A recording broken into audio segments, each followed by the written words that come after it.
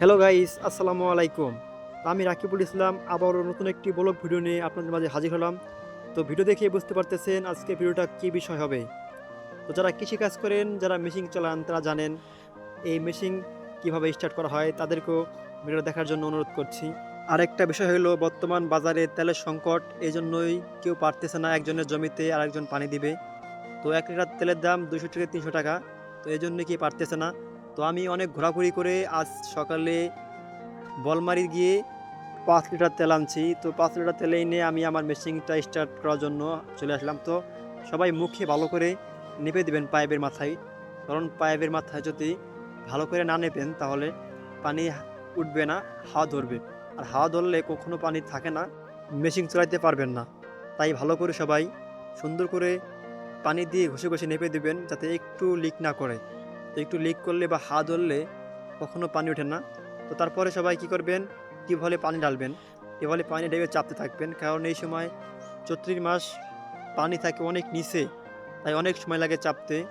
তারপরে পানি আসে অনেক নিচের পানি। তো তারা যারা কৃষক আছেন তারা জানেন এই সময় পানি ওঠাইতে অনেকটা সময় চাপতে হয়, তারপরে পানি ওঠে। তো আলহামদুলিল্লাহ অবশেষে আমার পানি উঠাইতে পারলাম।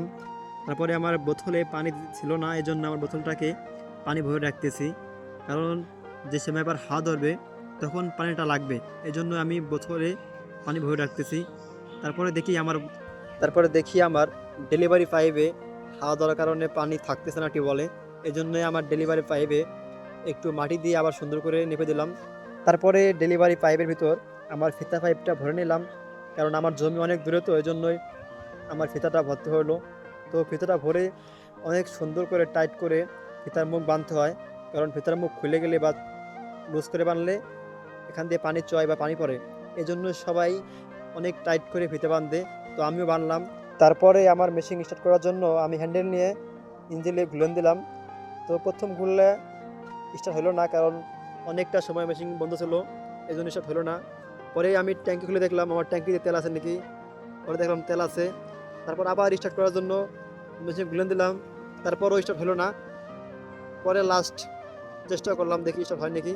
তো পরে খুলে দিলাম, ইনশাল্লাহ সাকসেসফুল স্টার্ট হয়ে গেছে। তারপর আমি এখন আবার আমার টিউবওয়েলে চাপতেছি, কারণ টিউবওয়েলে পানি নাই, এই জন্য ডেলিভারি পাইপ দিয়েও পানি যাইতেছে না। তো অনেক চেষ্টা করার পর টিউবওয়েলে পানি উঠলো।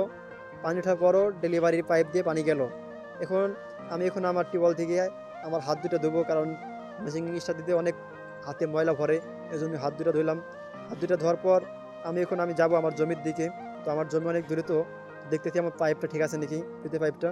তো অবশেষে আমি মাথায় গেলাম, দেখি আমার পানি আসে নাই। ওয়েট করলাম একটু, ওয়েট করার পর অবশেষে অবশেষে আমার পানি চলে আসলো আমার জমিতে, আলহামদুলিল্লাহ। তো আমি এখন সাকসেসফুল। তো এই ভিডিওটি আপনাদের কেমন লাগলো তো কমেন্ট করে জানাবেন। আর আজকে ভিডিওটা ভালো লাগলে আমার পেজটাকে ফলো করে পাশে রাখবেন। এমন সুন্দর সুন্দর ভিডিও আপনাদের মাঝে উপহার দিব। তো সবাইকে ভিডিওটা দেখার জন্য অনেক অনেক ধন্যবাদ। সবাইকে আবারও জানাই আসসালামু আলাইকুম।